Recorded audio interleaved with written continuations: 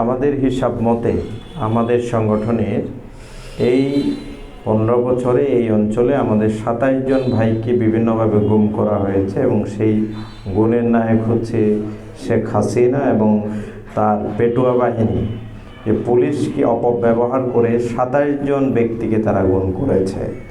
আজকে এই কথা প্রকাশ করলাম, আপনাদের মধ্যে অনেকেই জানেন না এই ঘটনা এই নারায়ণগঞ্জে ঘটেছে। এর বাইরে বিএনপি অন্যান্য পার্টি সহ হতে পারে, এই সংখ্যাটা আমি এখানে উপস্থাপন হয়তো করতে পারলাম না। এখানে মামলা হয়েছে জামাত এবং অন্যান্য পার্টি সহ প্রায় 1000-এর অধিক, যেখানে যে মামলাগুলোর আসামি হচ্ছে প্রায় 3 লক্ষাধিক। কত? এই অঞ্চলে লোক বসবাস করে, আমি যদি জেলা বাদ দিই, এখানে বসবাস করে হচ্ছে মাত্র 26 লক্ষ লোক। কত লক্ষ? 26 লক্ষ। আর এখানে মামলা হয়েছে 1000 খানিক। কত খানিক? 1000 খানিক মানুষ। এরপরে হচ্ছে 36 জুলাইতে আমাদের হিসাব মতো এখানে শহীদ হয়েছে 54 জন। আমাদের হিসাব মতো শহীদ হয়েছে 54 জন, এবং নাম না জানা আরও কতজন শহীদ হয়েছে এটার হিসাব আমাদের কাছে নেই। এখানে শহীদ হয়েছেন, হয়তো এলাকায় চলে গিয়েছেন, সেই হিসাবটা বিভিন্ন জায়গায় এসেছে।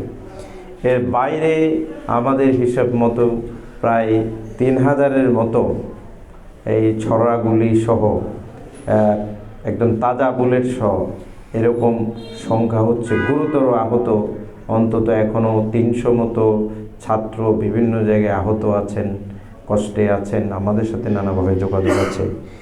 এই যে একটি ভয়াল মৃত্যু উপত্যকা পেরিয়ে জুলুম নির্যাতনের পরে আমরা আজকে নতুন একটা জায়গায় বসে আল্লাহ তাআলার উপর শুকরিয়া আদায় করছি আল্লাহ তাআলার কাছে, এবং পাশাপাশি অত্যন্ত ন্যাক্কারজনকভাবে এই ঘটনা প্রবাহ ও শেখ হাসিনা রিজম ঘটিয়েছে। এজন্য আজকে আমরা এই শহীদ পরিবারের সদস্যদেরকে নিয়ে এবং 36 জুলাইয়ের বিভিন্ন সময়ে যারা আহত হয়েছেন, নির্যাতিত হয়েছেন, সেই বীর মুজাহিদদেরকে সামনে নিয়ে আমরা সেই নিগৃহীত, সেই ঘৃণিত কাজের আমরা তীব্র নিন্দা এবং প্রতিবাদ জানাচ্ছি। এবং আজকের এই জায়গা থেকে স্লোগান উঠুক, বাংলাদেশে এ ধরনের কোনো অত্যাচারী রেজিম বাংলাদেশে নতুন করে আমরা গড়ে উঠতে দেব না ইনশাআল্লাহ। আল্লাহ তাআলা মজলুমের আহাজারি শুনেছেন। আমরা দুর্বল ছিলাম, আমরা কষ্টে ক্লিষ্ট ছিলাম, কিন্তু আমরা নিজেরা আইন হাতে তুলে নিই নাই।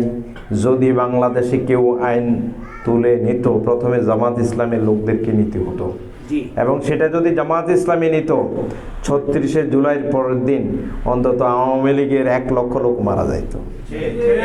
কিন্তু আমাদের দল এবং ইসলাম আমাদেরকে শিক্ষা দেয়, সেটা হচ্ছে যে তুমি যদি ধৈর্য ধারণ করো তাহলে অবশ্যই আল্লাহ তাআলা তোমাকে যাজা দান করবেন।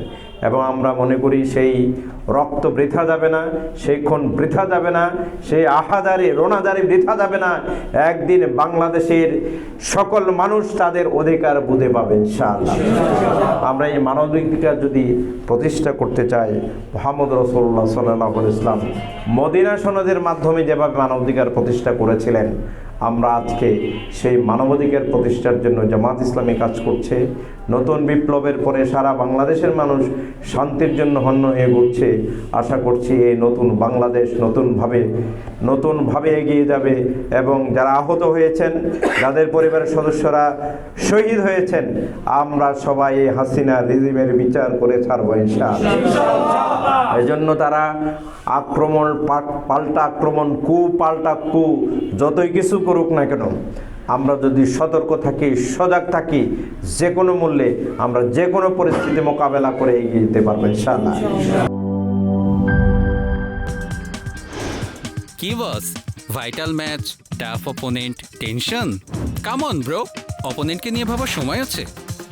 আসল অলরাউন্ডারের কাজই তো হলো যে কোনো টাফ সিচুয়েশনে টিমকে অলরাউন্ড প্রোটেকশন দেওয়া।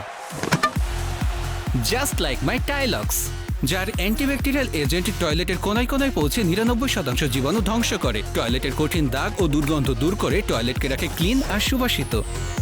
টাইলক্স টয়লেট ক্লিনার, ক্লিন মানেই টাইলক্স।